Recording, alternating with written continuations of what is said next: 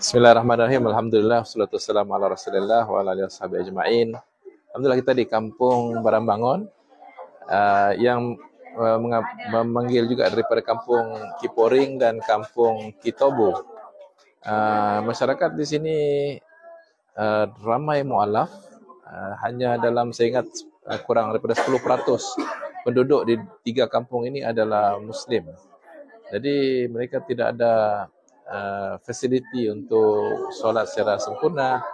Yang ada adalah rumah Puan Nurhana ini, seorang mualaf juga, nama Nurhana binti Abdullah, yang menyediakan ruang yang seadanya ini untuk solat untuk masyarakat di sini. Jadi kita daripada Kidai Maris Muslim sangat prihatin, dan kita akan usahakan insyaAllah untuk membantu apa yang kita boleh supaya akan wujud suasana yang lebih kondusif untuk pembinaan masyarakat Muslim yang mualaf dan generasi kedua dan seterusnya, dan supaya hidayah Allah SWT melimpah ruah di kawasan ini insya-Allah.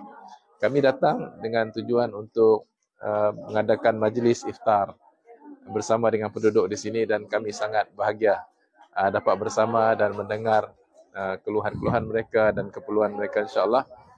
Kita harapkan ramai daripada kalangan masyarakat boleh datang ataupun membantu KD Amares untuk membantu mereka di kawasan yang seperti ini. Kami hari pertama daripada siri Majlis Iftar Pedalaman Sabah, dan seterusnya kita akan pergi kepada 21 kawasan insya-Allah.